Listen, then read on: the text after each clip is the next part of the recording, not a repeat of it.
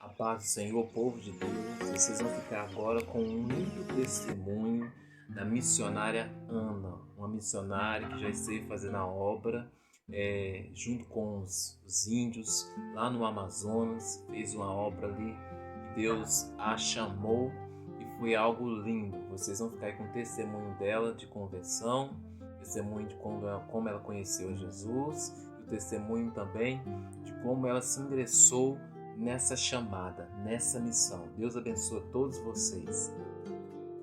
Muita coisa. Eu sou filha, de 7 filhos, eu sou a primeira, a filha mais velha, um casal.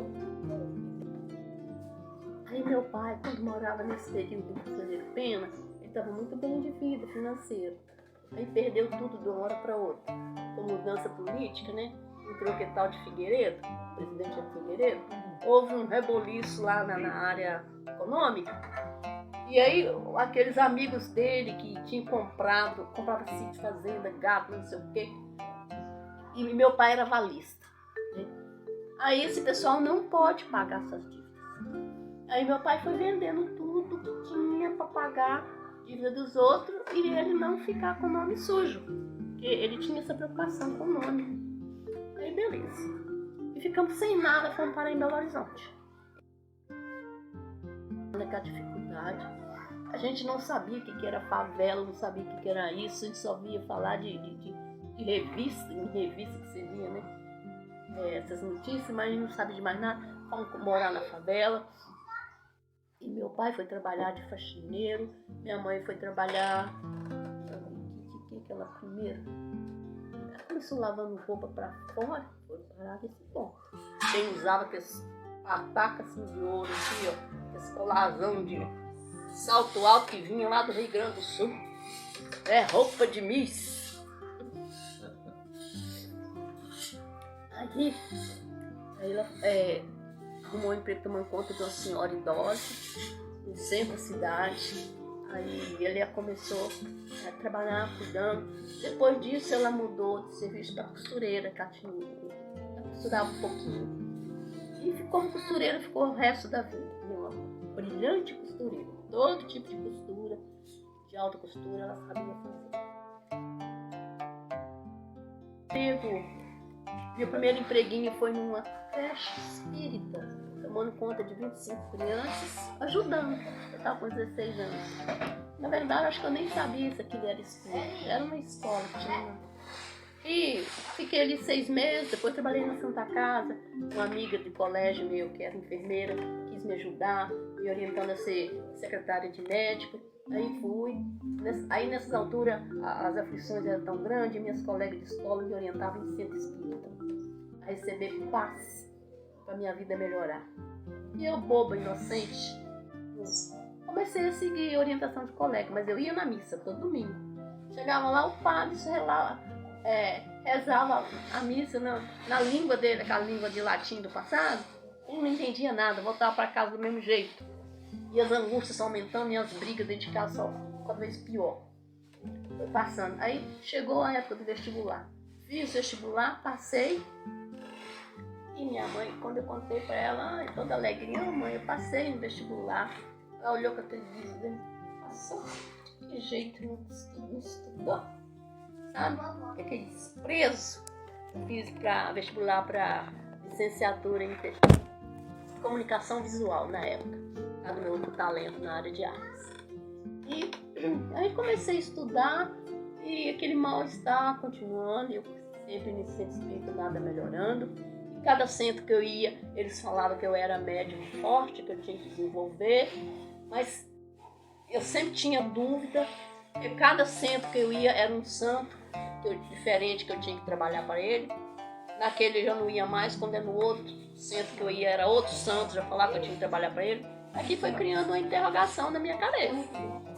E lá os padres só falavam que essas coisas eram do diabo. Eu não explicava nada. E eu curiosa, querendo saber as coisas espirituais, não tinha ninguém para me dar explicação. Quando chegou no meu último ano de faculdade, já estava com 26 anos. Eu tomei bomba uma vez. depois tomei bomba por frequência, e na terceira vez que eu repeti o ano, aí eu passei. Aí nunca mais eu nem matéria nenhuma perdi, né? Fiquei estudiosa mesmo. Então, nesse último ano, aí eu já trabalhava como professora numa escola da prefeitura. E uma das minhas colegas tinha convertido. E eu não tinha percebido também. Ela era bibliotecária e eu era professora de artes. Então foi quando houve a primeira greve de professores em Belo Horizonte, né, que era o Figueiredo, que estava no poder. A gente tinha uma raiva dele, né? E a gente falava, esse homem só gosta de cavalo, ele não gosta de gente, de ser humano. Nós temos que lutar. Ué, é igual todo mundo faz hoje. Lutar a favor nosso mesmo, né, dos nossos direitos, não sei o quê. Aí, eu sei que... Aí essa minha colega me chamou lá na biblioteca e falou assim, Ana, você sabia que é pecado ficar contra o governo? Eu falei, não sei. É do lado. Aí eu falei assim, pecado? Esse homem faz o que quer com a gente, com o povo, não é pecado? Só se Deus é injusto. Ela falou assim, Ana, tá escrito na Bíblia que a gente não pode lutar contra as autoridades, que é pecado. Aí eu falei assim, bom, na Bíblia eu acredito, mas se é pecado, então me mostra. Ela foi lá, abriu a Bíblia e leu aquela passagem sobre submissão às autoridades. E ali ela começou a me evangelizar ali. E eu fiquei calada ouvindo, minha colega. Aí ela falou assim comigo, olha, Ana, lá perto de casa tem uma senhora que ora para as pessoas. E é muito bom. Eu tô indo lá, minha mãe, minhas irmãs. As irmãs dela, tudo é professora também. Se você quiser ir lá, é segunda-feira à tarde. Aí eu falei, oração é comigo mesmo, onde tiver eu tô indo. E aceitei e fui. Quando eu chego lá, era um culto doméstico. Estava iniciando uma nova obra. Era um evangelista da Assembleia de Deus, que estava na liderança. E essa minha colega, com mais 3 irmãs, 2 professoras e uma psicóloga. E a mãe delas. Elas tinham sido as primeiras a aceitar Jesus. E eu cheguei ali, participei daquele culto tão simples, humilde. Era apenas abrir a Bíblia, onde caía você lia, fazia uma oração, aí eles cantavam um corinho, e foi assim, né? Quando chegou na minha vez, me deram oportunidades que eu podia também. Aí eu peguei e falei assim, olha, eu posso ler a Bíblia, eu leio aqui onde, né? Mas fazer oração igual vocês eu não sei não. Aí, a irmã sabe rezar o Pai Nosso, sei. Então a oração que Jesus nos ensinou, pode fazer oração. Aí eu fiz oração do Pai Nosso. Aí quando eu terminei, ele falou, você aceita Jesus como seu Senhor e Salvador? Aí eu, cabeça de artista nessa hora. Aí eu pensei, irmãos, eu não falei, só pensei. Tá, vem esse povo bobo, careta pro meu lado. Aí eu pensei de novo. Não acostumada a falar que aceita, afinal de contas, o Jesus deles e o meu é o mesmo. Aí olha o que eu fiz, só vi assim, por mim tudo bem, desse jeitinho. Mas a misericórdia de Deus é muito grande. O Jesus aceitou, mas que jeito meu. Aceitou. Aí eles deram glória a Deus, aleluia, ficaram felizes. Me convidaram para voltar na outra segunda-feira. E assim foi. Na outra segunda-feira eu já levei a minha irmã, que tinha 16 anos. Aí sim foi a mesma coisa. Quando foi na segunda, chegou na hora dela ler a Bíblia e orar, ela leu a Bíblia e orou igual os crentes. E eu tava do lado dela e falei assim, minha irmã nunca veio aqui, como é que ela sabe orar? Se ela sabe orar, eu vou saber também, ué. Aí eu peguei e orei. Quando eu orei, irmãs, naquela hora, irmãs, parece que a minha alma era um passarinho que estava preso dentro de uma gaiola. Naquela hora, aquela gaiola abriu a porta e a minha alma voou pro céu. E eu ria, eu chorava, meu rosto esquentava, as lágrimas desciam. E eu senti uma alegria tão forte, um gozo tão grande, né? E a minha alma se ligou no trono de Deus e nunca mais desligou até o dia de hoje, né? E eu consegui orar. E ali eu já senti aquele prazer. Então eu queria só, a partir daí, só ler a Bíblia. E aquele evangelista se dispôs a nos ensinar a palavra de Deus. Então, todo dia à tarde, ou mais um dia na semana, eu sei que nós queríamos saber sobre as coisas do fim do mundo. Eram as coisas do Apocalipse. Ele se dispôs, foi nos ensinar o livro de Apocalipse. E se reunia, e a gente lia, a gente estudava, a gente tinha curiosidade, e aquela sede de Deus, né? Eu lia a Bíblia. E era muito bom, eu nunca mais queria saber de largar Jesus. Eu apaixonei com Jesus, aí eu falei com Jesus assim, Deus, o que eu tô sentindo é tão bom que nunca mais eu quero mais nada pra minha vida. O Senhor pode pegar a minha vida e fazer com ela o que o Senhor quiser. Que pra mim eu não quero mais nada desse mundo.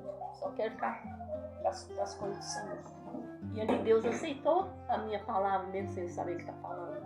Aí eu falei, eu quero ser crente de verdade. Eu quero ser crente igual os apóstolos no passado. Né? Igual o apóstolo Pedro, o apóstolo Paulo, né? Aqueles apóstolos que eu já conheci ali da história. Né? Porque eu já ouvia falar de falsos profetas, essas coisas. Né? Então eu não queria ser considerada falsa. E Deus aceitou, mesmo na minha ingenuidade, não sabendo o que eu estava falando, Deus confirmou. Conclusão da história. Naquele mesmo ano, o Senhor, chegou no fim do ano, nós passamos pelas águas, Jesus batizou com o Espírito Santo, e Jesus deu dons espirituais. Já começou a usar na gente na obra. E ele falou comigo que ele tinha grandes coisas para fazer na minha vida. Então, daquele grupo que aceitou Jesus naquele dia, eu fui a única que ele fez uma missionária. As outras são servas fiéis e tudo, mas trabalham dentro de igreja, assim, no coral, no louvor, né? O serviço deles é mais nesse louvor. E eu, aquela que vai e vem. Foi grande a obra do Senhor nesse tempo. E as perseguições fortes também, né? Terríveis, né? E aí é isso, essa primeira parte. E como é que a senhora começou assim para ir lá para, por exemplo, os índios? Como é que foi essa chamada, esse início? Isso aí depois de muito tempo. Então, voltando aí, partindo aí onde eu devo parar. Isso. Nesse tempo aí nós iniciamos na Presbiteriana Renovada, até o período que Jesus batizou a gente com o Espírito Santo. Mudou de pastor, então um pastor tradicional. Ele nos chamou de falsos profetas dentro da igreja, os nossos falsos profetas. Porque Deus já nos usava em profetizar, falar em línguas, essas coisas maravilhosas. Nós mudamos de igreja, fomos para a Igreja Batista da Floresta, que é onde a glória de Deus era muito forte. Só faltava ver Jesus em pessoa, de tanta glória de Deus que tinha naquela igreja batista. E ali a gente foi, né, servindo o Senhor ali, com 3 anos de crente. Com 3 anos de crente, Jesus já me enviou. O primeiro campo missionário meu foi, eu falo assim, dessa forma, aqui no Espírito Santo, em Santa Teresa do Espírito Santo, cidade onde tem italiano e alemão. Como lá não tinha batista renovado, nem presbiteriano renovado, nós só tinha uma Maranata, Assembleia de Deus, e católica e igreja tradicional. Aí eu frequentei a igreja Assembleia de Deus. Ele há 1 ano servindo o Senhor e era fogo puro, era glória, muita glória, muita glória. Ali que testificou o meu chamado para missões. Nem eu sabia que era missionário. Eu sabia que eu tinha que ficar naquela terra, porque Deus tinha uma obra comigo ali, né? E o pastor Valdemar do Nascimento, né, líder de missões da Assembleia de Deus, e ele viu, né, Deus na minha vida. Então ali eu fiquei 1 ano e uns 3 meses, porque Jesus mandou ficar ali, tive que largar tudo em Belo Horizonte. Depois disso é que eu voltei para Belo Horizonte, aí já voltei e comecei já ter probleminha de saúde, né? Depois, aí meus pais já tinham mudado lá para Industrial. Eu já tinha saído de Santa Efigênia, já estava morando lá, por causa da grande enchente, nós fomos parar lá. E minha irmã já tinha conhecido essa igreja metodista wesleyana, que era bem tipo assembleia na época. Era muito abençoada. E nós entramos lá e eu ainda continuo até hoje, quase 40 anos. Lá que eu fui entender de missões. Eu tinha curso para jovens que queriam, né, ir para a obra missionária. E a gente foi para o Rio de Janeiro fazer um cursinho. Daí, há 6 meses, 6 meses foi que terminou a obra no Rio de Janeiro.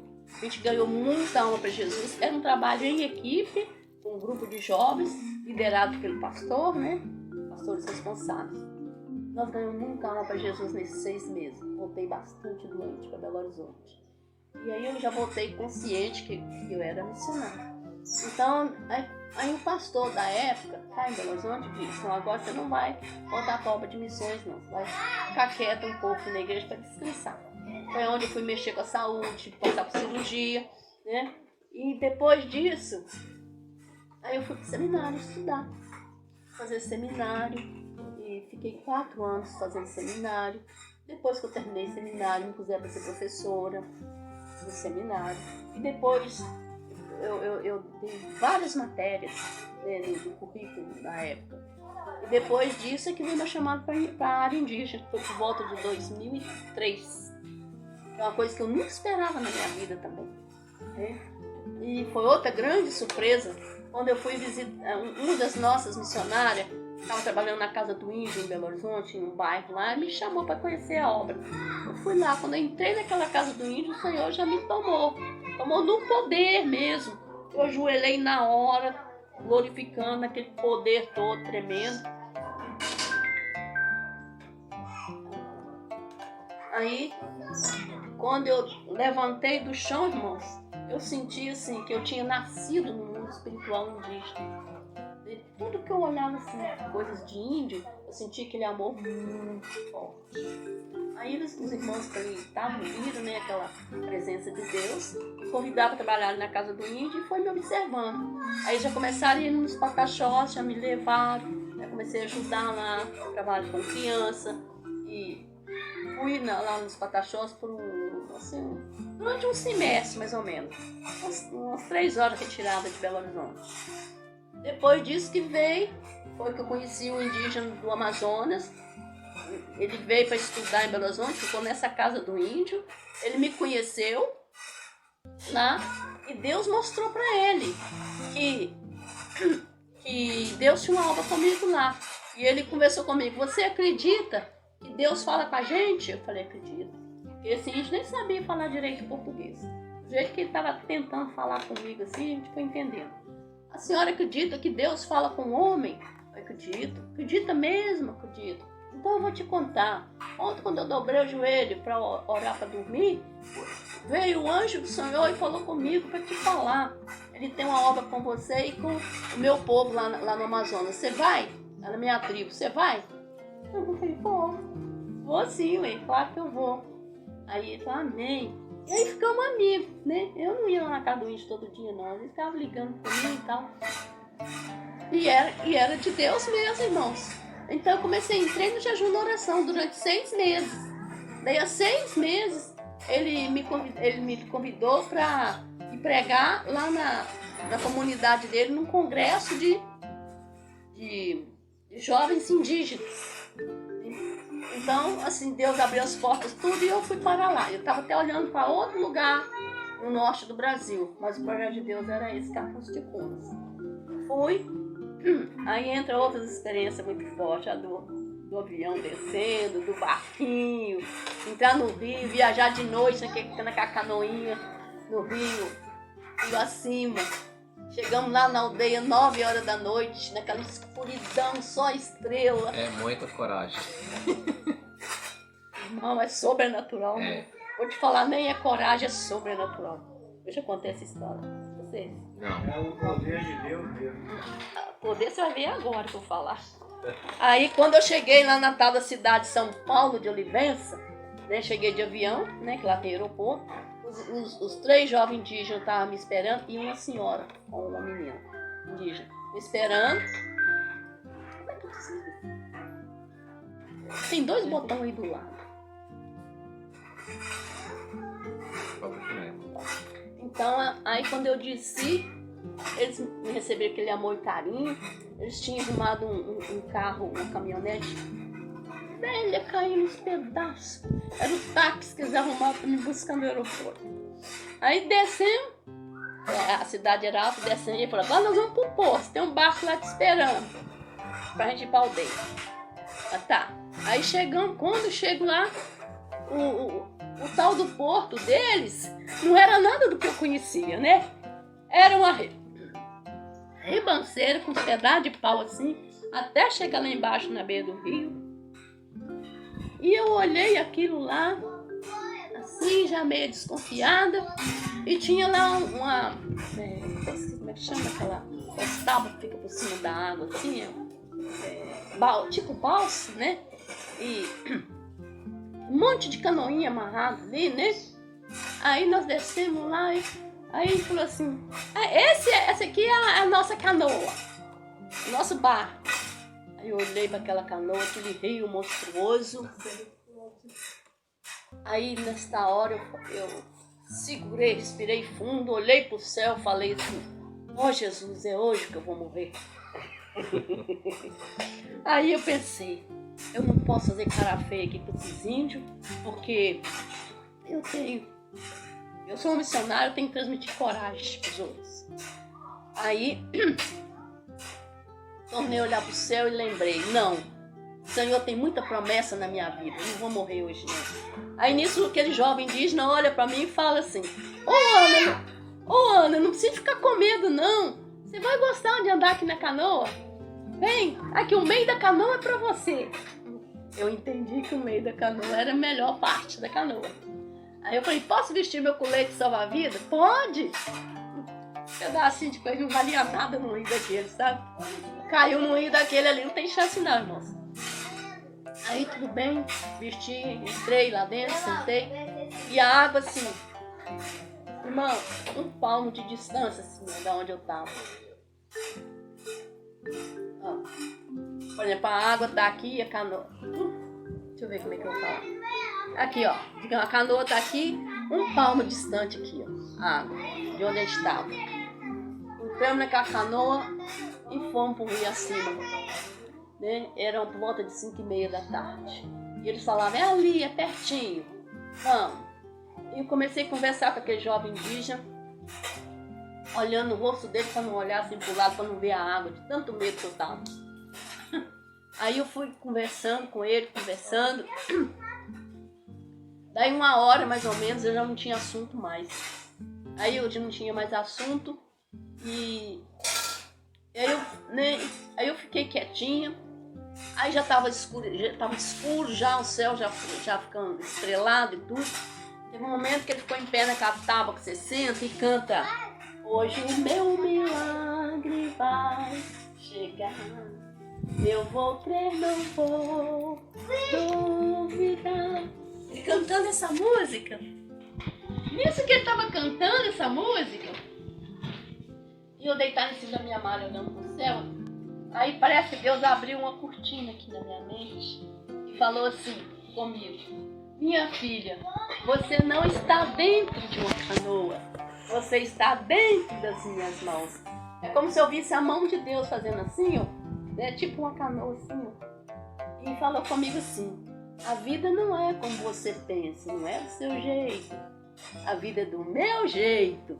E aí o Senhor começou a falar um monte de coisa comigo ali, né, sobre a vida. E aí eu acalmei. Depois o Senhor acabou de falar, eu acalmei. Relaxei, não tive mais medo. Isso aí parece que carimbou meu coração naquela hora. Aquele mundo ali é um outro mundo. Para mim, eu considero um mundo sobrenatural. E viver naquelas condições, né, um outro mundo diferente do nosso, né? Então é uma coisa só mesmo quem tá vendo é que sente.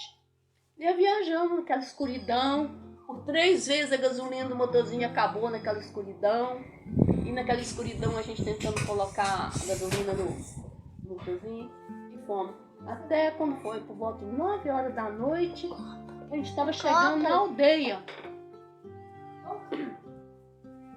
Aí que atravessou o rio, chegamos na comunidade, tinha as luzes, lá já tinha luz. E na hora de descer da canoa, novamente aquela rampa do barco, né? Ribanceira. Quando chegou lá, estava a casa cheia de índio me esperando, a família dele, com os jovens, todo mundo, aquela alegria, aquela curiosidade, e foi muito bonito. E eles, para me receber, eles me trataram como se eu fosse uma rainha no meio deles. Índio não usa, assim, quarto, como nós. É um salão, assim, eles põem uma mosquiteira, que eles mosquiteiros de montar, e dormem ali no chão, na tábua mesmo. Todo mundo indo na sala. E para mim, eles fizeram uma divisória de tábua, sabe? E arrumaram um colchão emprestado para dormir dentro daquele quarto. Então, me agradaram o máximo que pude. Então, aí, no dia seguinte, começou a grande festa. Tinha uns 300 jovens indígenas, congresso de juventude indígena. E aquela alegria, sabe? Para mim é um mundo sobrenatural, diferente. Não tem outra explicação. Eu fiquei muito feliz naquele lugar. Era Deus testificando o que ele tinha para mim. Então, quando chegou a minha vez de pregar, eles eram muito organizadinhos na sequência do trabalho, tudo organizado, cronometrado. Então, eu preguei, gostava. Depois, quando faltava algum pregador convidado, eles me punham para substituir. E foi assim durante o tempo todo. E um dos jovens indígenas, em um momento que eu pregava, ele cortou a minha fala e começou a falar para todo mundo ouvir. E eu calada também, não pude esperando ele falar. Eu falei assim: ô missionário, depois eu tô ouvindo o seu testemunho aí, eu tô vendo que não sou crente coisa nenhuma. O índio falou isso. Aí deixei de falar, né? Aí se expôs lá, tá lá, amém. Glória a Deus, é maravilhoso, Deus tá trabalhando. Aí depois eu continuei a dar sequência na pregação. E aí fiquei lá 4 dias de festa, né? O 4º dia de festa, na verdade são 3 dias de festa. Então mais um dia de festa porque a festa acabou. Então é 4 dias de festa. Então, assim, muito lindo o trabalho deles. Pregação, louvores atualizados, hein? Fizeram tudo na internet. Brincadeiras de competição, de jogo, de bola, essas coisinhas assim, inofensivas, né? E muita alegria. Aí termina a festa, todo mundo entra suas canoas e vai embora.